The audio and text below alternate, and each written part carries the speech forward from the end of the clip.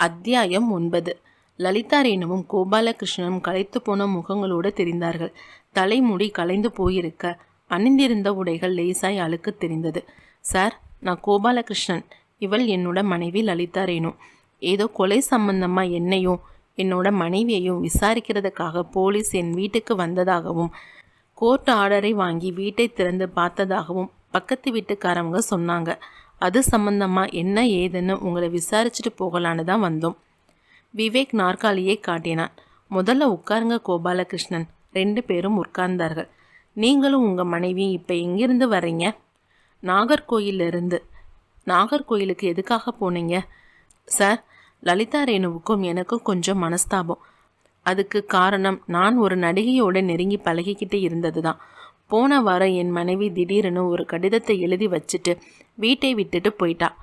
கோயம்புத்தூரில் இருக்கிற அவள் அம்மா வீட்டுக்கு தான் போயிருப்பான்னு நினச்சேன். ஆனால் அவள் அங்கே போகலைன்னு தெரிஞ்சதும் மனசுக்குள்ளே ஒரு பயம் வந்துடுச்சு. பத்திரிக்கையில் ஒரு காணவில்லைன்னு விளம்பரத்தை கொடுத்துட்டு அவளை தேடிக்கிட்டு அவள் போயிருக்க சாத்தியமான இடங்களுக்கெல்லாம் போய் பார்த்தேன்.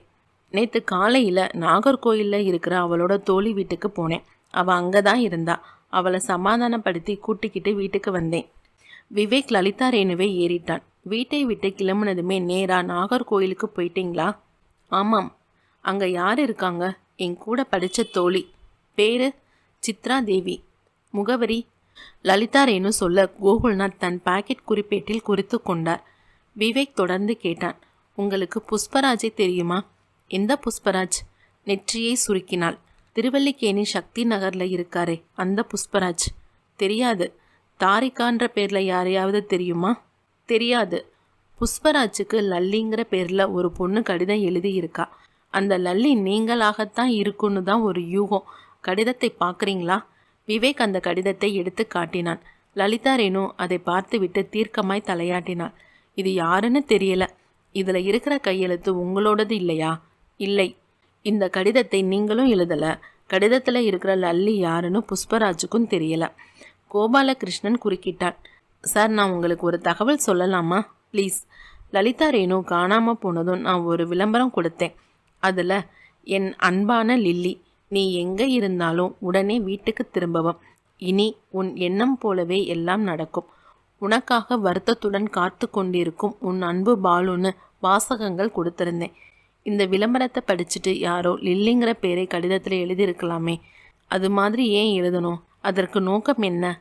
கோகுல்நாத் கோபாலகிருஷ்ணனிடம் கேட்டுக்கொண்டு இருக்கும் போதே விவேக் குறுக்கிட்டான். அந்த விளம்பரம் எந்த பத்திரிகையில் வந்தது? சொன்னான். எந்த தேதியில்? கோபாலகிருஷ்ணன் யோசித்த தேதியை கூறினான். மறுநாள் காலை 10 மணி. புஷ்பராஜ் பணிபுரியும் அலுவலகம். அதன் பின்புறம் இருந்த புல்வெளிக்கு அவனை கூட்டி போய் நிறுத்தி கொண்டான் விவேக். புஷ்பராஜ், விவகாரம் மறுபடியும் உங்ககிட்டயே வந்து நிற்கிது. பூட்டப்பட்டிருந்த உங்கள் வீட்டுக்குள்ளே சடலங்களாக புதையுண்ட அந்த ஆணும் பெண்ணும் யாருன்னு இதுவரைக்கும் தேடி கண்டுபிடிக்கவே முடியலை. இதெல்லாம் எதுக்காகன்னு எனக்கும் புரியலை சார். ஆஃபீஸ் வேலையாக திருவனந்தபுரம் போன என்னை எதுக்காக தாக்கணும்? லல்லிங்கிற பேரை உபயோகப்படுத்தி எனக்கு எதுக்கு கடிதம் எழுதணும்? பூட்டப்பட்ட என் வீட்டுக்குள்ளே எதுக்காக அந்த ஆண் பெண் பிணங்கள் புதைக்கப்படணும்? இந்த பிரச்சனையால் நானும் என்னோட மனைவியும் ரொம்ப குழம்பி போயிருக்கோம். புஷ்பராஜ் சார், உங்களுக்கு வேண்டாத நபர் யாரோ பண்ணின காரியம்தான். அந்த நபரை யாருன்னு நீங்கள் தான் யோசித்து சொல்லணும். சாரி சார், கடந்த 2 நாளாக நானும் என்னோட மனைவியும் தீவிரமாக யோசித்து பார்த்துட்டோம். எங்களுக்கு எதிரிகள் யாரும் இல்லை. ஆஃபீஸில் யாரு கூடையாவது கருத்து வேறுபாடு உண்டா? அப்படியெல்லாம் எதுவும் இருந்ததில்லை சார். விவேக் தன் சட்டைப்பையில் இருந்து ஒரு பத்திரிகை கட்டிங்கை எடுத்து புஷ்பராஜிடம் காட்டிக்கொண்டே சொன்னான். இந்த விளம்பரத்தை பாருங்க. அவன் பார்த்து விட்டு கேட்டான். என்ன சார் இது? லலிதா ரேணு வீட்டை விட்டு போனதும் கோபாலகிருஷ்ணன் கொடுத்த விளம்பரம். இதில் அவர் உபயோகப்படுத்தின லல்லி என்ற வார்த்தை உங்களுக்கு எழுதப்பட்ட கடிதத்திலையும் இருக்கு. 5 சதுர சென்டிமீட்டர் பரப்புடன் இருந்த அந்த கட்டிங்கை புரட்டி பார்த்த புஷ்பராஜ் வேகமாய் பதட்டம் காட்டினான். சார், இது பத்திரிக்கையில் வந்த விளம்பரம் தானே? ஆமாம். எந்த தேதின்னு சொல்ல முடியுமா? போன வாரம் வெள்ளிக்கிழமை. சார், உங்களுக்கு ஒரு தகவல். என்ன? எங்கள் ஆஃபீஸ் பொழுதுபோக்கு கிளப்பில் இந்த பத்திரிக்கை வாங்குகிறோம். போன வெள்ளிக்கிழமை சாயந்தரம் 5 மணிக்கு ஆஃபீஸ் முடிஞ்சதும் சில புத்தகங்களை வீட்டுக்கு எடுத்துகிட்டு போகிறதுக்காக அந்த கிளப்புக்கு வந்தேன். அதன் பொறுப்பாளர் கிருபாகரன் கழிவறைக்குள்ளே இருந்ததால் மேஜை மேல் கிடந்த அன்றைய பேப்பரை புரட்டி பார்த்துக்கிட்டு இருந்தேன். பத்திரிகையோட கடைசி பக்கம் 8வது பத்திக்கு மேலே காணவில்லை என்ற வார்த்தைக்கு கீழே இருந்த பகுதியை யாரோ வெட்டி எடுத்திருந்தாங்க. அந்த சமயத்தில் எனக்கு அது முக்கியமானதாக படலை. இப்போ நீங்கள் காட்டின இந்த கட்டிங்கை பார்த்ததும் அது ஞாபகத்துக்கு வருது. நீங்கள் சொன்னதும் சரிதான் புஷ்பராஜ். இந்த கட்டிங்கும் அந்த பத்திரிகையின் கடைசி பக்கம் 8வது பத்திக்கு மேலே இருந்து எடுத்தது தான். பத்திரிகை ஆஃபீஸில் இருந்து கட்டிங்கை சேகரித்து கொண்டு வந்தேன். நீங்கள் சொன்ன இந்த பேப்பர் கட்டிங் விவகாரம் ஒரு உபயோகமான தடயம். அறிவிப்பை வெட்டி எடுத்த அந்த பத்திரிகை கிடைக்குமா? கிளப் பொறுப்பாளர் கிருபாகரனை தான் கேட்கணும். அவர் இருக்காரா? இருக்கார், வாங்க பார்க்கலாம்.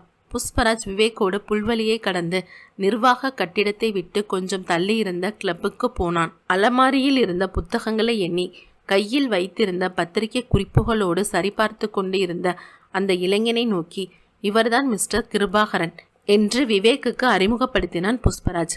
விவேக் நேரடியாக விஷயத்துக்கு வந்தான். போன வார வெள்ளிக்கிழமை பத்திரிகை வேணும், வச்சிருக்கீங்களா? இருக்கே, ப்ளீஸ்.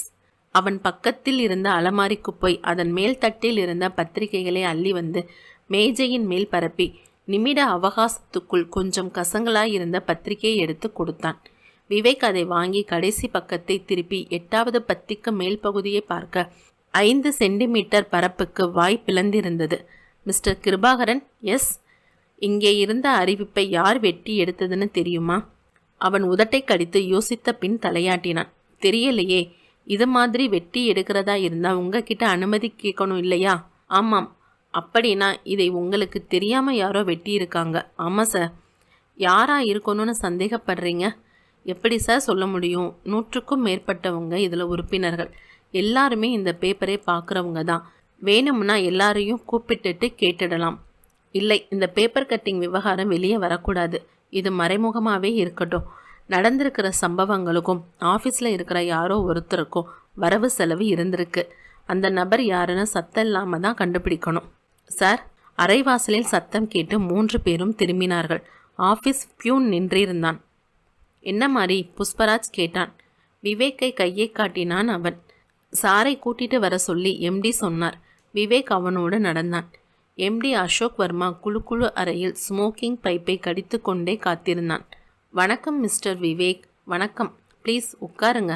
விவேக் உட்கார்ந்து அவன் முகத்தை ஏறிட்டு பார்க்க அசோக் வர்மா சொன்னார். உங்கள் விவகாரத்தில் இப்போ ஒரு புது குழப்பம் மிஸ்டர் விவேக். என்ன? அதிர்ந்து கேட்டான். அசோக் வர்மா தன் பக்கத்தில் இருந்த இன்டர்காம் ரிசீவரை எடுத்து ஒரு பட்டனை தட்டி விட்டு மெல்லிய குரலில் கரகரத்தான். அந்த பெண்ணை அத்தியாயம் 10. எம்டி அசோக் வர்மா இன்டர்காம் ரிசீவரை எடுத்து ஒரு பட்டனை தட்டி அந்த பெண்ணை அனுப்பு என்று சொல்லிவிட்டு வைத்ததும் விவேக் அவரை ஆச்சரியமாக பார்த்தான். யார் அந்த பொண்ணு? மிஸ்டர் விவேக், இவள் ஷியாமலா. எங்கள் கம்பெனியில் குவாலிட்டி மேனேஜராக இருந்த அரிதேவை காதலிச்சாலாம். அரிதேவ் 20 நாளைக்கு முன்னால் கம்பெனியில் இருந்து ராஜினாமா பண்ணி ரிலீவிங் உத்தரவை வாங்கிட்டு போயிட்டார்.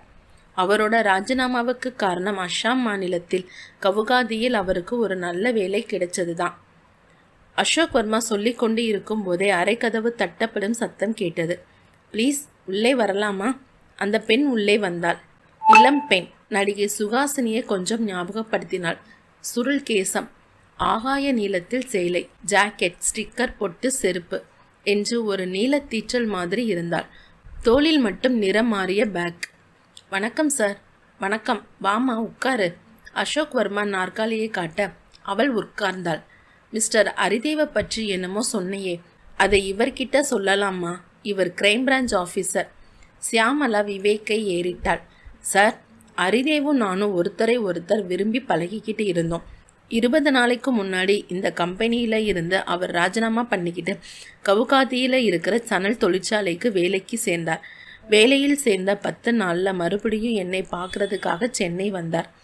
2 நாள் இங்கே தங்கி பழைய கம்பெனியில் இருந்து வர வேண்டிய பாக்கி பணத்தை வாங்கிட்டு போகணும்னு சொல்லிக்கிட்டு இருந்தார். ஆனால் போன திங்கட்கிழமை காலையில் 10 மணிக்கு என்னோட ஆஃபீஸ்க்கு அவர் ஃபோன் பண்ணி இருந்தார். கவுகாதி கம்பெனியிலிருந்து தந்தி வந்திருக்கதாகவும் உடனே புறப்பட்டு போறேன்னு சொன்னார். விவேக் அவளை பார்த்து கொண்டிருக்க அவள் தொடர்ந்தாள். கவுகாதி போறதா சொல்லிட்டு போன அரிதேவ் கிட்ட இருந்து எந்த கடிதமும் வராம போகவே அவரோட ஆஃபீஸ்க்கு நான் ஃபோன் பண்ணி பேசினேன். ஆனால் அவர் அங்கே வரவே இல்லைன்னு தகவல் சொன்னாங்க. விவேக் நிமிர்ந்து உட்கார்ந்தான். அரிதேவ் கவுகாதிக்கு போகலையா? ஆமாம். கம்பெனியில் இருந்து தந்தி கொடுத்தது உண்மையான கேட்டிங்களா? அதையும் விசாரிச்சேன், உண்மைதானாம். சொன்னவள் தொடர்ந்தாள். அரிதேவ் எங்கே போனார்? பாக்கி பணம் வாங்கிட்டு போக கம்பெனிக்கு வந்தாரான்னு தெரிஞ்சுட்டு போக தான் இன்னைக்கு இங்கே வந்தேன். விவேக் அசோக் வர்மாவை பார்க்க அவர் சொன்னார். அரிதேவ் இங்கே வரவே இல்லை மிஸ்டர் விவேக். என்னால் அதை உறுதியாக சொல்லவும் முடியும். அரிதேவ் ஃபோட்டோ உங்ககிட்ட இருக்கா மிஸ் ஷியாமலா? இருக்கு. ப்ளீஸ். விவேக் கை நீட்ட அவள் தன் கைப்பையை திறந்து பாஸ்போர்ட் அளவு புகைப்படம் ஒன்றை எடுத்து தந்தாள். விவேக் வாங்கி பார்த்தான். சிரிக்க மறந்த உதடுகளோடு இறுக்கமான முகத்தோடு மூக்கு கண்ணாடி அணிந்து கேமராவை முறைத்தான் அரிதேவ். அரிதேவுக்கு சொந்த ஊர் எது? மும்பை. இந்த கம்பெனியில் அவர் வேலை பார்த்துக்கிட்டு இருந்தப்ப எங்கே தங்கி இருந்தார்? மயிலாப்பூர் தண்ணி தொட்டி ரோட்டில் ஒரு மாடி வீட்டில் அறை எடுத்து தங்கி இருந்தார். கவுகாத்தி கம்பெனியில் வேலைக்கு சேர்ந்த பின்னாடி அவர் சென்னைக்கு வந்தப்ப எங்கே தங்கினார்? ஹோட்டலில். போன திங்கட்கிழமை தானே அவருக்கு தந்தி வந்தது. ஆமாம். கவுகாத்திக்கு எப்படி போகிறதா சொன்னார்? விமானம் மூலமா அல்லது ரயிலிலா? ரயிலில் போகிறேன்னா சொன்னார். கம்பெனிக்கு கடைசியாக எப்போ ஃபோன் பண்ணினீங்க?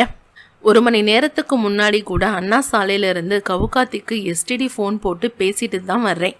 அது என்ன கம்பெனின்னு சொன்னீங்க? சணல் தொழிற்சாலை. முகவரி? அவள் சொன்னாள். விவேக் அசோக் வர்மாவிடம் அனுமதி வாங்கி கொண்டு தொலைபேசியை தொட்டு போலீஸ் நிலையத்தில் இருந்த இன்ஸ்பெக்டர் கோகுல்நாத்தை கூப்பிட்டான்.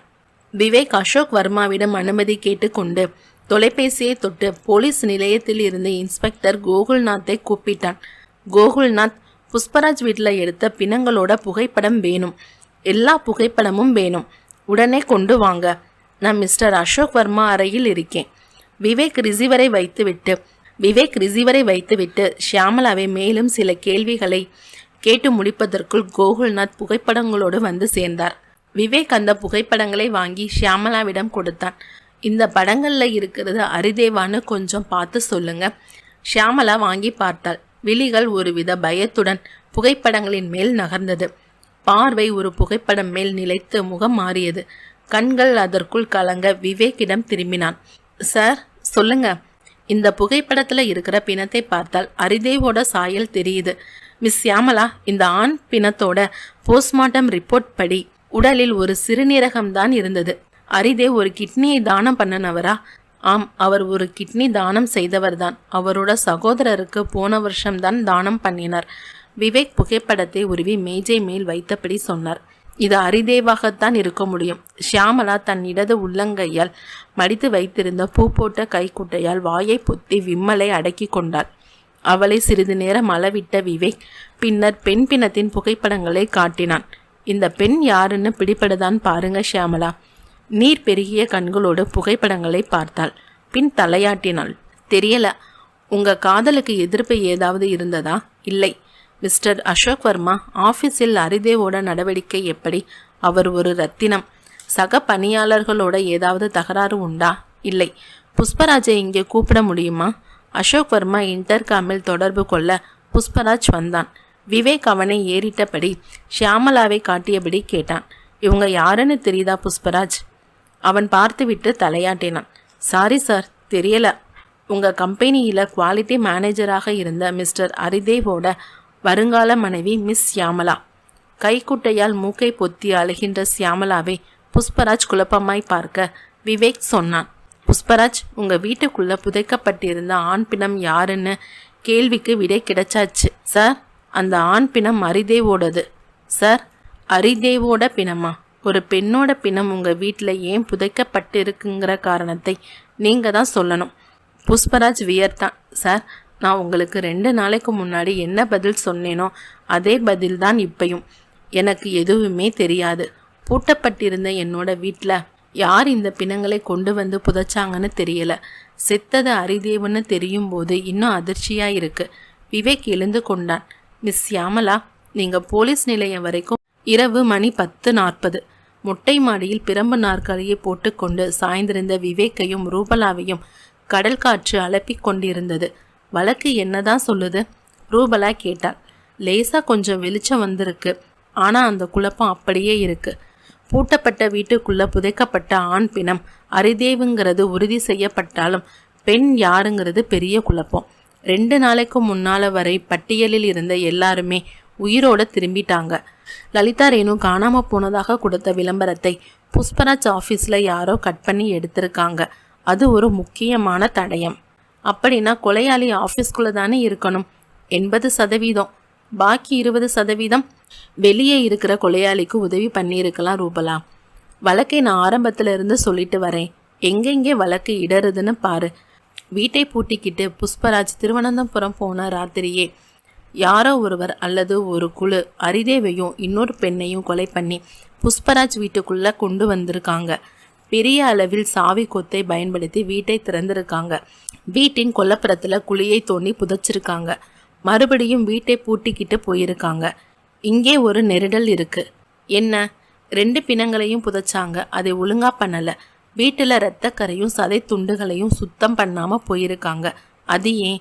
யோசிக்க வேண்டிய விஷயம்தான். அப்புறம் புஷ்பராஜ் விஷயத்துக்கு வருவோம். திங்கட்கிழமை ராத்திரி 7:30 மணிக்கு நெருஞ்சிக்குடியில் இருக்கிற தன்னுடைய மனைவிக்கு ஃபோன் பண்ணி தான் திருவனந்தபுரம் போகிறதாகவும் பேசியிருக்கார். அவர் ஆஃபீஸை விட்டு போனதுமே யாரோ ஒரு ஆணும் பெண்ணும் அவரை தேடிக்கிட்டு வந்ததாகவும் அவங்க கோபமாக இருந்ததாகவும் காவலாளி வீரப்பனோட வாக்குமூலம். ஆட்டோவில் வந்தது அரிதேவாக இருக்கலாமே. அரிதேவ் எதுக்காக வரணும்? அப்படியே வந்தாலும் அவனோட வந்த பொண்ணு யாரு? ஷியாமலா. ஷியாமலா மேல் நீ சந்தேகப்படுறியா ரூபலா? கொஞ்சம். நோக்கம் எனக்கு சொல்ல தெரியல. ஆனால் ஷியாமலா மேலே எனக்கு ஒரு சின்ன சந்தேகம். அவளை கொஞ்ச நேரத்துக்கு ஒதுக்கு. இப்போ என் மனசில் ஒரு பல்பு தெரியுது. என்ன? புஷ்பராஜோட வீடு பூட்டிக்கிட்டு இருக்கிற விஷயம் யாருக்கெல்லாம் தெரியும்? புஷ்பராஜ், தாரிகா. அப்புறம் தாரிகா எப்படி? விவேக் கேட்க ரூபலாவிடம் அதிர்ச்சி. அத்தியாயம் 11. ரூபலா திடுக்கிட்டு போய் கேட்டாள். என்னங்க இது? தாரிகா மேலே சந்தேகப்படுறீங்களா? நோக்கம் என்னவா இருக்கும்? தாரிகா மேலே நான் சந்தேகப்படலை ரூபலா. வீடு பூட்டிக்கிட்டு இருக்கிற விஷயம் தாரிகா மூலமாக யாருக்காவது தெரிஞ்சுக்கிட்டு இந்த பிணப்புதைப்பு வேலை நடந்திருக்கலாமே. தாரிகா மூலமாக எப்படி? அவள் தற்செயலாக பேசிக்கிட்டு இருக்கும்போது கேட்டிருக்கலாம். இல்லை அவள் ஃபோனில் பேசும்போது யாராவது ஒட்டு கேட்டிருக்கலாம். இதே வாக்கியத்தை புஷ்பராஜுக்கு போட்டு பாருங்க. அதாவது புஷ்பராஜ் தன்னோட வீட்டை பூட்டப்பட்டு இருக்கதை பற்றி தற்செயலாக யார்கிட்டையாவது பேசிக்கிட்டு இருக்கும்போது இல்லை ஃபோனில் பேசும்போது கேட்டிருக்கலாம். ஆமாம், இதில் இன்னொரு விஷயமும் இருக்கு ரூபலா. என்ன? புஷ்பராஜ் திருவனந்தபுரம் புறப்பட்டு போகிற செய்தி தான் இதில் பிரதானம். அது தெரிஞ்ச பின்னாடி தான் கொலைகள் நடந்திருக்கு. அரிதேவையும் அந்த பெண்ணையும் புஷ்பராஜ் வீட்டுக்கே கொண்டு போய் தீர்த்து கட்டி புதைச்சிருக்காங்க. அதே சமயம் திருவனந்தபுரம் புறப்பட்டு போன புஷ்பராஜை யாரோ சிலர் பின்தொடர்ந்து அவரையும் கொலை பண்ண முயற்சி செஞ்சுருக்காங்க. புஷ்பராஜ் வீட்டில் நடந்த கொலைகளுக்கும் திருவனந்தபுரத்தில் அவர் தாக்கப்பட்டதுக்கும் ஏதோ ஒரு தொடர்பு இருக்கும். அந்த பேப்பர் கட்டிங் விவகாரத்தை பார்க்கும்போது கொலையாளி ஆஃபீஸ்க்குள்ளே தான் இருக்கிறாங்கன்றது என்னோட யூகம். விவேக் நெற்றியை பிசைந்து கொண்டே நிமிர்ந்தான். மறுநாள் காலை 11 மணி. MD அசோக் வர்மா எதிரே உட்கார்ந்திருந்த விவேக்கை களைத்து போன பார்வையோடு பார்த்தார். மிஸ்டர் விவேக், உங்கள் யூகப்படி கொலையாளி இதே ஆஃபீஸ்க்குள்ளே தான் இருக்கணும்னு சொல்கிறீங்க. ஆமாம், அது ஆனா பெண்ணா யார் வேண்டுமானாலும் இருக்கலாம். அதாவது புஷ்பராஜ் திருவனந்தபுரம் புறப்பட்டு போனது இந்த ஆஃபீஸில் யார் யாருக்கு தெரியும்? வழக்கு ஒரு குறிப்பிட்ட திருப்பத்துக்கு வந்திருக்குன்னு நினைக்கிறேன். அசோக் வர்மா முக கண்ணாடியை கலற்றி கொண்டே யோசித்தார். அவர் யோசிக்கும் போதே விவேக் கேட்டான். அவர் திருவனந்தபுரம் போகணும்னு முடிவு பண்ணினது யாரு? நானும் CA நாராயணசாமியும் சேர்ந்து முடிவு பண்ணினோம். அவரை புறப்பட சொன்னேன். அப்போ நேரம் என்ன இருக்கும்? சாயந்தரம் 5 மணி. அதாவது ஆஃபீஸ் முடிய போகிற நேரம். ஆமாம். உடனே புஷ்பராஜை கூப்பிட்டு அவர் திருவனந்தபுரம் போகணும்னு உத்தரவிட்டீங்களா? உத்தரவிட்டது நான் இல்லை, CA நாராயணசாமி தான். ப்ளீஸ் அவரை கூப்பிடுங்க. அசோக் வர்மா சிறிது கவலையோடு இன்டர்காமை தொட்டு மெல்லிய குரலில் கரகரத்தார். மிஸ்டர் நாராயணசாமி, ப்ளீஸ் என்னோட அறைக்கு வாங்க. அந்த நிமிடம் முடிவதற்குள் நாராயணசாமி வந்தார். பெயரில் இருந்த பழமைக்கேற்ற மாதிரியே நிறத்தில் கோட், உள்ளே அழுக்கான வெள்ளை சட்டை, பெரிய அளவுக்கு மூக்குக்கு மேலே வசதியாக உட்கார்ந்திருந்த கண்ணாடி, நாசி துவாரத்தில் பாசத்தோடு ஒட்டி கொண்டிருந்த பொடி மட்டை தூள்கள். விவேக் நேரடியாக விஷயத்துக்கு வந்தான். மிஸ்டர் நாராயணசாமி, புஷ்பராஜ் பணம் வாங்கி வரும் நோக்கத்துக்காக திருவனந்தபுரம் போகணுன்னு அவர்கிட்ட உத்தரவு போடும்போது நேரம் என்ன இருக்கும்? 5 மணிக்கு மேலே இருக்கும். மேலேனா எவ்வளவு? ஒரு 10 நிமிஷம் இருக்குமா? இருக்கும். அப்போ ஆஃபீஸில் யார் யார் இருந்தாங்க? யாரும் இல்லை, எல்லோரும் வீட்டுக்கு போயிட்டாங்க. புஷ்பராஜை இருக்க சொன்னதுனால அவர் மட்டும் இருந்தார். நீங்கள் ஆஃபீஸை விட்டு எத்தனை மணிக்கு போனீங்க? புஷ்பராஜ் கிட்ட பணம் வசூல் செய்ய வேண்டிய திருவனந்தபுரம் பார்ட்டி பட்டியலை தயார் செய்து சொல்லிவிட்டு நான் புறப்பட்டுட்டேன். மிஸ்டர் அசோக் வர்மா, நீங்கள்? நான் 5:15 கிளம்பிட்டேன். அப்படின்னா புஷ்பராஜ் திருவனந்தபுரம் புறப்பட்டு போன விஷயம் உங்கள் 2 பேருக்கு மட்டும்தான் தெரியும். இருவரும் தலையாட்டினார்கள். விவேக் அடுத்த கேள்விக்காக வாயை திறந்த போது மேஜையின் ஓரத்தில் இருந்த வெளிர் பச்சை தொலைபேசி அலறியது. அசோக் வர்மா ரிசீவரை எடுத்து செவிமடித்து விட்டு விவேக்கிடம் நீட்டினார். ஃபோன் உங்களுக்கு தான், வாங்கி ஹலோ என்றான் விவேக். மறுமுனையில் கோகுல்நாத் பேசினார். விவேக், நான் போலீஸ் நிலையத்திலிருந்து பேசிக்கிட்டு இருக்கேன். நேற்று ராத்திரி சைதாப்பேட்டை பாலத்துக்கு கீழே தப்பு பண்ணிக்கிட்டு இருந்த 4-5 பெண்களையும் ஒரு பெண் புரோக்கரையும் பிடிச்சோம். அவங்களை கொண்டு வந்து லாக்கப்பில் போட்டுட்டு 10 நிமிஷத்துக்கு பின்னாடி நான் விசாரிக்க ஆரம்பித்தேன். அந்த ஆள் சொன்ன ஒரு தகவல் புஷ்பராஜ் வழக்கோட ஒத்து இருக்குது. என்ன தகவல்? கடந்த திங்கட்கிழமை ராத்திரி 10 மணிக்கு சைதாப்பேட்டை பாலத்துக்கு பக்கத்தில் ஒரு டாக்ஸி வந்து நின்னதாகவும் உள்ளே இருந்து ஒருத்தர் இறங்கி புரோக்கர் கிட்ட வந்து விடியல் காலை 6 மணி வரைக்கும் ஒரு பொண்ணு வேணும்னு கேட்டதாகவும் தகவல். 1000 ரூபாய் வாங்கிக்கிட்டு சரோஜாங்கிற பெண்ணை டாக்ஸியில் ஏற்றி அனுப்பி இருக்கான். ஆனால் அந்த பொண்ணு இதுவரைக்கும் திரும்பி வரல. விவேக் ஆர்வமானான். சொல்லுங்க. மேற்கொண்டு அந்த பொண்ணை விசாரித்தேன். அதில் ஒரு பொண்ணு டாக்ஸியில் ஏறிக்கிட்டு இருந்த சரோஜாக்கு பாக்கு கொடுக்க டாக்ஸிக்கு போயிருக்கா. அப்போ டாக்ஸிக்குள்ளே இருந்த ஒரு ஆள் டிரைவர் இருக்கையில் இருந்த ஆசாமி கிட்ட நேராக இனி சக்தி நகர் தான், எங்கேயும் நிறுத்த வேண்டான்னு சொன்னது அந்த பொண்ணு காதில் விழுந்திருக்கு. திங்கட்கிழமை ராத்திரி சக்தி நகர் இந்த வார்த்தை புஷ்பராஜ் வழக்கூட சம்பந்தப்படுறதால உடனே உங்களுக்கு ஃபோன் பண்ணினேன். அந்த ஆளோட பெயர் என்ன? துரையப்பன். சரோஜா திரும்பி வராத விவரத்தை அவன் ஏன் போலீஸில் புகார் பண்ணலைன்னு கேட்டிங்களா? கேட்டேன். என்ன சொன்னான்? செய்கிற தொழிலே சட்ட விரோதம், போலீஸுக்கு போனால் தான் உள்ளே போக வேண்டியதாக வருமேனு பயந்துட்டானாம். டாக்ஸியில் எத்தனை பேர் வந்தாங்களாம்? 3 பேர். டாக்ஸி என்னை யாராவது கவனிச்சாங்களா? அந்த இடத்துல எதுவும் தெரியலையா. வந்தவங்க பணத்தை கொடுத்துட்டு உடனே கிளம்பிட்டாங்களாம். புஷ்பராஜ் வீட்டில் தோண்டி எடுத்த அந்த பெண்ணோட புகைப்படத்தை காட்டுனீங்களா? காட்டினேன். என்ன சொன்னாங்க? முகம் சரியாக தெரியாததால் அவங்களே குழப்பமாக இருக்காங்க. வந்த டாக்ஸி என்ன ரகம், பெரிய வண்டின்னு சொன்னாங்க. சரோஜாவோட புகைப்படம் ஏதாவது துரைப்பன்கிட்ட இருந்தால் சேகரித்து வச்சுக்கோங்க கோகுல்நாத். பிணத்தோட அடையாளத்தை அந்த புகைப்படத்தோட வச்சு ஒப்பிட்டு பார்த்துடலாம். புகைப்படம் இல்லையாம். கேட்டுட்டேன். விவேக் மேற்கொண்டு பேசும் முன் தன் கையில் இருந்த ரிசீவரில் ஒரு சில வித்தியாசமான ஒலிகளை உணர்ந்தான். ஒலி எங்கெங்கேயோ கடகடவென்று உருண்டு நிசப்தமானது. தொடர்ந்து யாரோ மூச்சுவிடும் சத்தம். விவேக் உஷாரானான். ஃபோனை யாரோ ஒட்டு கேட்கிறார்கள். அதுவும் இதே ஆஃபீஸ்குள். யாரது? கொஞ்சம் சந்தேகப்பட்டாலும் அந்த நபர் உஷாராகி ரிசீவரை வைத்து விடலாம். நிதானமாக அணுக வேண்டும். தவளையை கவ்வப்போகும் பாம்பை போல் ஜாக்கிரதைத்தனம் இருக்க வேண்டும். விவேக்கின் நெற்றியில் வியர்வை உற்பத்தியான. அத்தியாயம் 12. தொலைபேசியை யாரோ ஒட்டு கேட்கிறார்கள் என்று விவேக்குக்கு தெரிந்தது. அவனுடைய மூளை வித்தியாசமாய் செயல்பட ஆரம்பித்தது. குரலில் 1% சந்தேகத்தை கூட காட்டிக்கொள்ளாமல் கோகுல்நாத்திடம் இயல்பாக பேசினான். கோகுல்நாத், நீங்கள் எனக்கு ஒரு தகவல் கொடுத்த மாதிரியே நானும் உங்களுக்கு தகவல் தரப்போகிறேன். என்ன? புஷ்பராஜோட வழக்கு தெளிவாயிடுச்சு. விவேக், நீங்கள் என்ன சொல்கிறீங்க? கொலையாளியே அமுக்கியாச்சுன்னு சொல்ல வர்றேன். அப்படியா? யார் அந்த கொலையாளி? ஒரு நிமிடம் லைன்லே இருங்க. எம்டி என்னவோ சொல்றார். சொன்னவன் ரிசீவர் வாயை கப்பென்று மூடிக்கொண்டு ஒரு துண்டு காகிதத்தில் பால்பாயின் பேனாவால் அவசரமாய் எழுதி எம்டி அசோக் வர்மாவிடம் நீட்டினான். அவர் அதை வாங்கி படித்தார். தொலைபேசியை யாரோ ஒட்டு கேட்கிறார்கள். நீங்கள் ரிசீவரை மேஜை மேல் வைத்து கொண்டு என்னுடன் பேசுவது போல் ஏதாவது பேசிக்கொண்டிருக்கவும். நான் 2 நிமிடத்தில் வருகிறேன். மேனேஜர் சூழ்நிலையை புரிந்து கொண்டு, இதோ பாருங்க மிஸ்டர் விவேக், இந்த வழக்கை மேற்கொண்டு விசாரிக்காதீங்க. செத்தது யாரோ இல்லை, எங்கள் ஆஃபீஸின் குவாலிட்டி மேனேஜர். இது வெளியே தெரிஞ்சா? எம்டி பேசி கொண்டு இருக்கும் போதே விவேக் வெளியே வந்து வராண்டாவில் ஓடி தொலைபேசி இயக்குபவரை நெருங்கினான். வார இதழ் ஒன்றை ஆழ்ந்திருந்த அவர் விவேக்கை பார்த்ததும் எழுந்தார். சார், விவேக்குக்கு மூச்சு இறைத்தாலும் மெதுவான குரலில் சொன்னான். எம்டி அறையின் தொலைபேசியை யாரோ ஒட்டு கேட்குறாங்க. அது யாருன்னு கண்டுபிடிச்சு சொல்ல முடியுமா? 1 நிமிடம் என்றவர் அவருக்கு முன்னால் இருந்த சில கேபிள்களை மாற்றி சொருகினார். ரிசீவரை எடுத்து செவி மடித்து விட்டு உதடை பிதிக்கினார். இல்லையே சார், எல்லா பிரிவு இன்டர்காமும் டெட்ல இருக்கு. எம்டி லைன்ல எந்த குறுக்கீடும் இல்லை. இங்கே மொத்தம் எத்தனை இன்டர்காம்? 16. எந்த இன்டர்காமிலும் எம்டியின் தொலைபேசி லைன் ஒட்டு கேட்கப்படலையா? இல்லை சார். விவேக் மறுபடியும் எம்டி அசோக் வர்மாவின் அறைக்கு வர அவன் இன்னமும் பாவனை பேச்சை தொடர்ந்து கொண்டிருந்தான். விவேக் ரிசீவரை கையில் எடுத்துக்கொண்டு கோகுல்நாத் என்றார். சொல்லுங்க விவேக், எம்டி சொன்னதை கேட்டிங்களா? கேட்டேன். கம்பெனியோட பேர் கெட்டுடும்னு சொல்றார். அதுக்காக வழக்கை நாம விசாரிக்காம இருக்க முடியுமா? விவேக் கோகுல்நாத்தின் பேச்சை காதில் வாங்கி கொண்டு இருந்தாலும் ஒட்டு கேட்கப்படும் அந்த லைனில் இருந்து ஏதாவது சத்தம் வருகிறதா என்று உன்னிப்பாய் கேட்டு கொண்டிருந்தான். என்ன விவேக், கொலையாளியை கண்டுபிடிச்சதா சொன்னீங்க, யார் அது?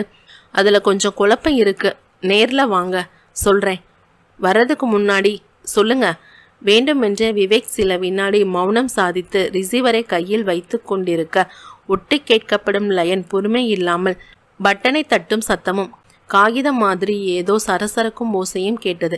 இந்த சத்தம் எந்த லைனில் இருந்து வருகிறது? என்ன விவேக், ஏதோ சொல்ல வந்தீங்க? கோகுல்நாத், நீங்கள் வர்றதுக்கு முன்னாடி நேராக புஷ்பராஜ் வீட்டுக்கு போங்க. போய் அவரோட மனைவி மிஸ்ஸஸ் தாரிகாவை எதையாவது பேச வேண்டுமே என்கின்ற எண்ணத்தில் ரிசீவரில் பேசிக்கொண்டிருக்க விவேக் சட்டென்று உன்னிப்பானான். ஒட்டு கேட்கப்படும் லைனில் இப்போது புதிதாய் ஒரு சத்தம் கேட்டுக்கொண்டிருந்தது. கர் கர் கர் என்று ஏதோ கத்தும் சத்தம்.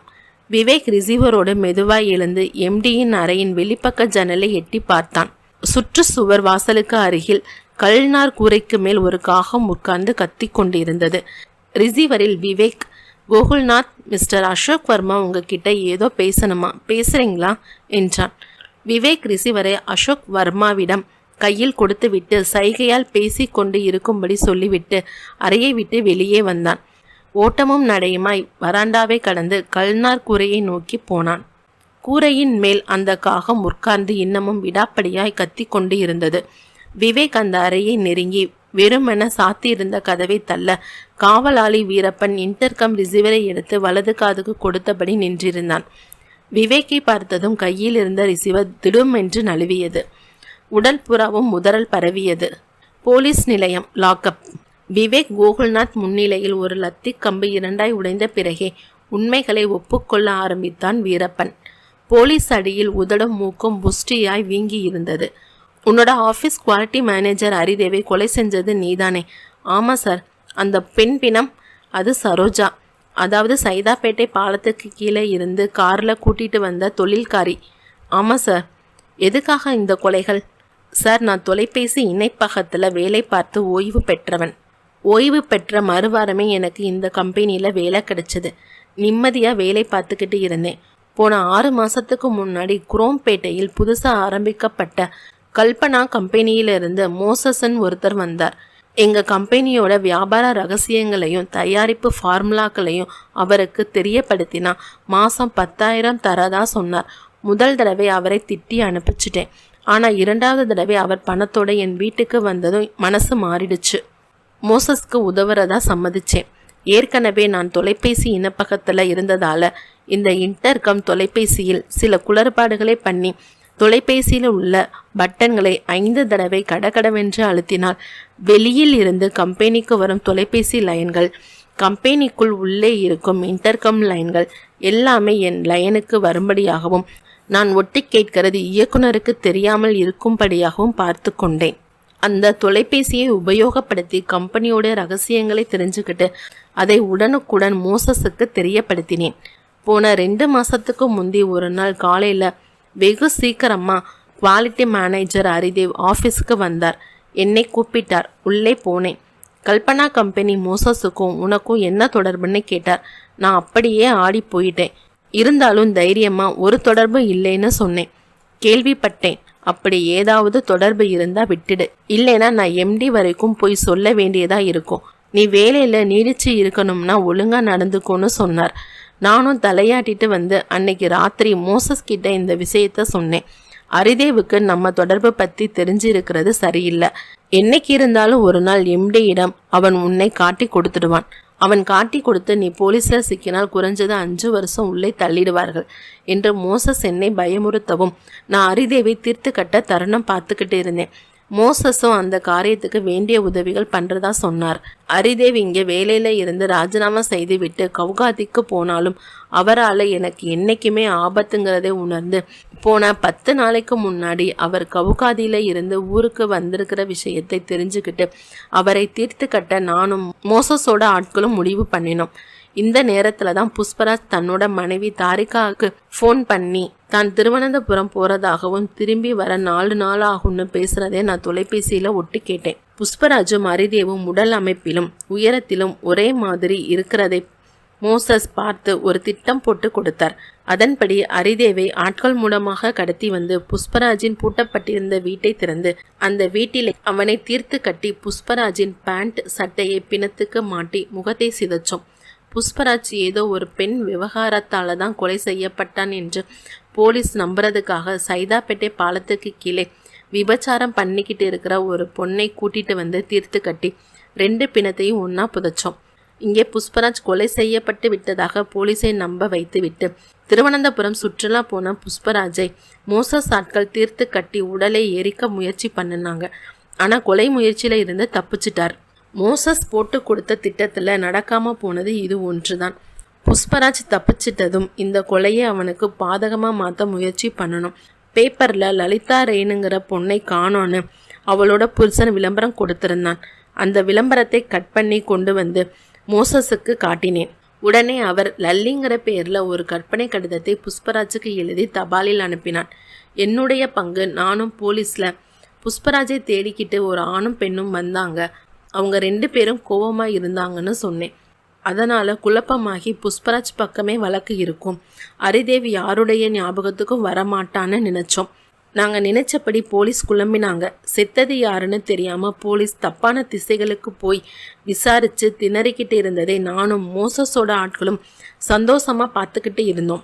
போலீஸ் தப்பான திசைகளுக்கு போயிட்டு திரும்பி ஆபீஸ்க்கு வந்தாங்க. பேப்பர் விளம்பர கட்டிங் விவகாரம், ஹரிதேவ் காதலி பிரவேசம், 2ம் எங்களுக்கு பாதகமான விஷயங்கள். விவேக் எம்டியோடு என்ன பேசினார், யார் மேல சந்தேகப்படுறாருன்னு தெரிஞ்சுக்கிறதுக்காக அடிக்கடி என்னோட தொலைபேசியை பயன்படுத்த ஆரம்பிச்சேன். அதுவே எனக்கு பாதகமாயிடுச்சு. பேச்சு சரியா கேட்கலன்னு 4-5 தடவை பட்டனை தட்டினது தப்பா போச்சு. விவேக் சிரித்தான். போலீஸை ஆரம்பத்துல ஏமாத்துறது சுலபம் வீரப்பன், ஆனா கடைசி வரைக்கும் நடக்காது. மோசஸ் இப்ப எங்கே இருப்பார்? அவரோட கம்பெனியில். ஹரிதேவ் சரோஜாவை தீர்த்து கட்ட உதவியா இருந்தவங்க யாருன்னு சொல்ல முடியுமா? மொத்தம் 4 பேரு சார். எல்லாருமே மோசஸோட ஆட்கள் தான். அவங்க பேரு முகவரி எல்லாம் எனக்கு தெரியாது. அதை மோசஸ் கிட்ட கேட்டுக்கிறோம் சொன்ன விவேக் கோகுல்நாத்தோட லாக்கப்பில் இருந்து வெளிப்பட்டான். புஷ்பராஜும் தாரிகாவும் நாற்காலியில் காத்திருந்தார்கள். விவேக்கை பார்த்ததும் எழுந்தார்கள். Sir, case clear. நாளைக்கு வர எல்லா பத்திரிகையிலையும் வீரப்பன் தான் VIP. வாக்குமூலம் தெளிவா கொடுத்திருக்கான். எங்க பேர்ல எந்த தப்பும் இல்லையே சார். ஒரே ஒரு தப்பு தான் சார். அவர்கள் திகைக்க விவேக் தொடர்ந்தான். வீட்டை பூட்டிக்கிட்டு வெளியூர் போறதா இருந்தா அதை மற்றவங்க அறியாதபடி கூடிய வரை ரகசியமா வச்சுக்கணும். நீங்க அதுல தவறிட்டீங்க. விபரீதம் 4 திசைகளிலும் இருந்து ஓடி வந்துடுச்சு. இதனால எவ்வளவு அலைச்சல், யார் மேல சந்தேகப்பட்டுட்டோம். எத்தனை விசாரணைகள், எத்தனை குளறுபடிகள். Vivek jeep ready. கோகுல்நாத் வாசல் பக்கம் வந்து குரல் கொடுக்க விவேக் புஷ்பராஜ் தோலை தொட்டான். குரோம்பேட்டை போய்கிட்டு இருக்கோம். நாங்க வர்றது தெரியாம பிரதான குற்றவாளி மோசஸ் அங்க கோப்புகளை பார்த்துக்கிட்டு இருப்பார். வரட்டுமா? விவேக் வாசலை நோக்கி நடக்க ஜீப் தன் உடம்பை உதறிக்கொள்ள ஆரம்பித்தது.